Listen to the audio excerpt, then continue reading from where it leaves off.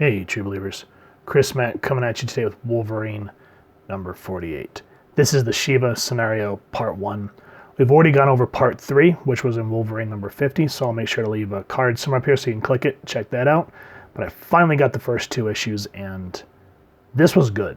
Larry Hama does a decent enough job to deliver a sequel to Barry Windsor Smith's Marvel Presents Weapon X. We've gone over the whole Weapon X line, so again, I'll try to scatter cards throughout this review so you guys can check it out.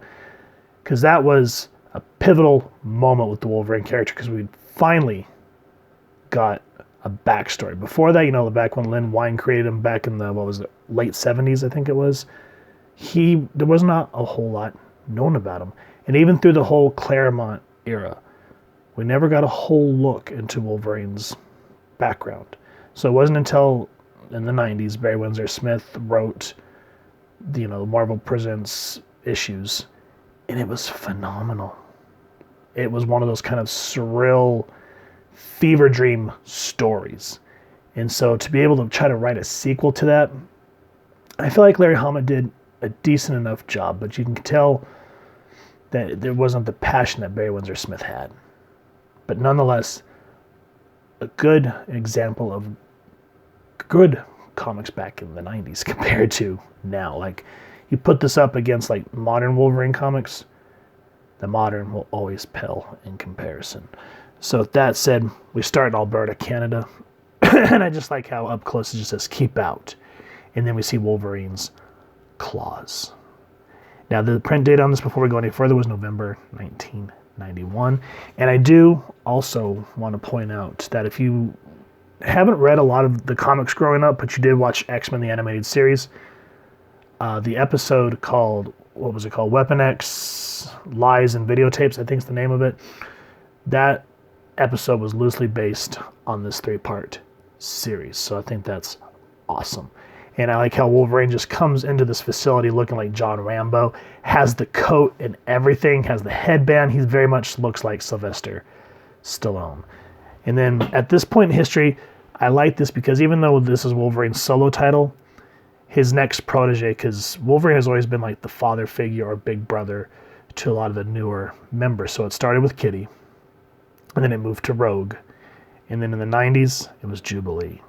And I know a lot of people found her annoying in the show. Yeah, she was obnoxious in the show, but in the comics, I like that she brings that 90s attitude.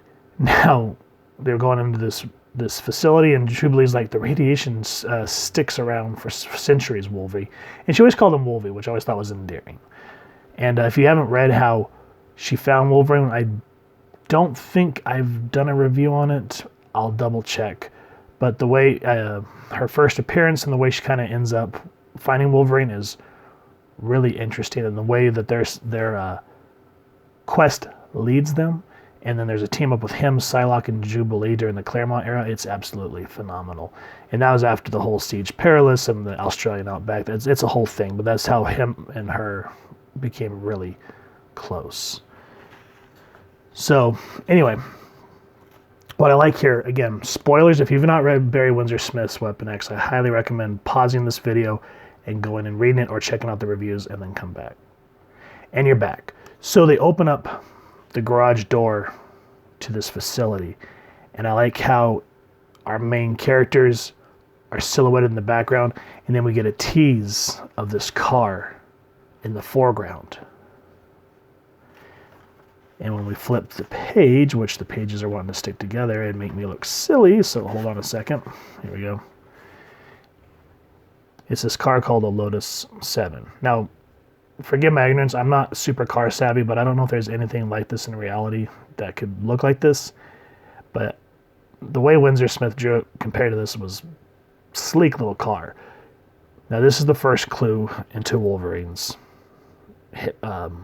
memories. So we see the Lotus. I kind of get up close on the ignition with this pouch. And it's just like little clues that start to hit off. Because you know how there's always like smells or looks or feels of something that'll shoot off a memory that you haven't thought of for years. And that's where we start to see, we'll start to harken back to Marvel Presents Weapon X. Because this is how Wolverine or Logan, was abducted for the Professor and Cornelius and Hines. He was coming out of a bar, got hit by some G-men, and because of his mutant ability, I don't know, I can't remember when he was a CIA agent, I can't remember if he knew he was a mutant or not, but you could just see how even before that, Wolverine just did not take no gruff from nobody. He smashes the dude's face, and nonetheless, he gets taken down, and the Weapon X project commenced.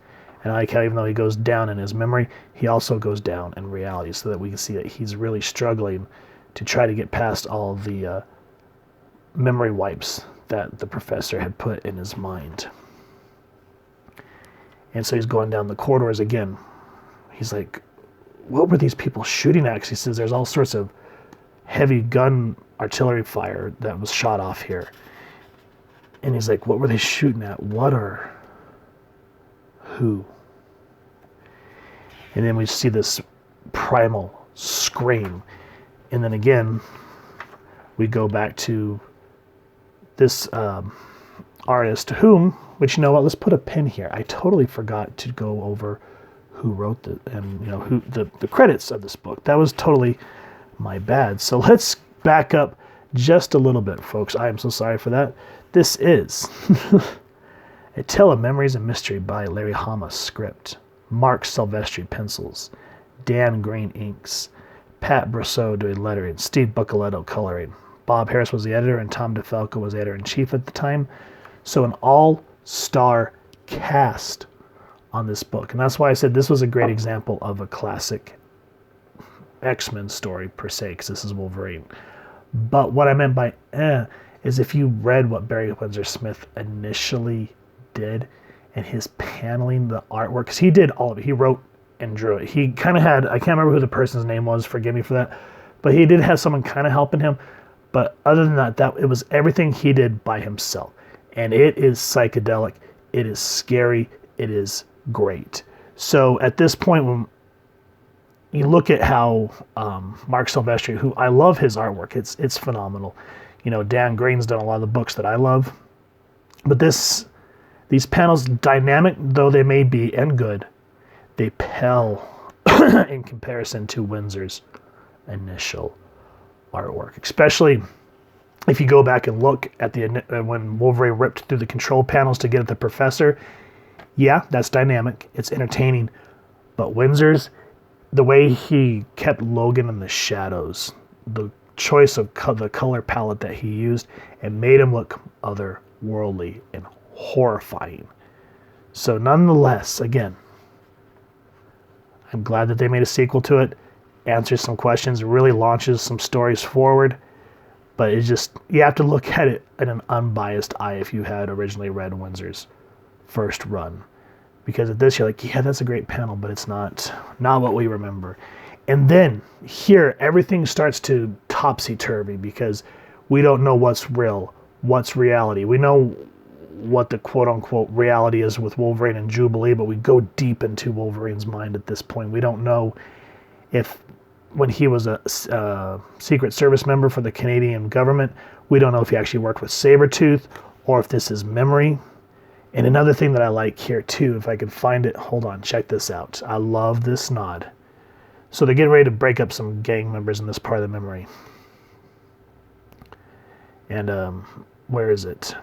He says, you got some rotten luck, partner. Catching a job like this on your birthday, I really feel for you. Yeah, so where's my cake?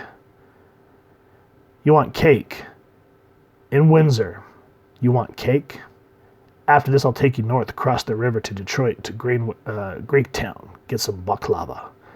Now, Windsor, I like that they made a nod to who originally did the first story, so that was really sweet. But again, at this point, I know him and Sabretooth worked together for the Weapon X project with Maverick and Silver Fox, So I like that you don't know, like, wait a minute, how can Sabretooth be here?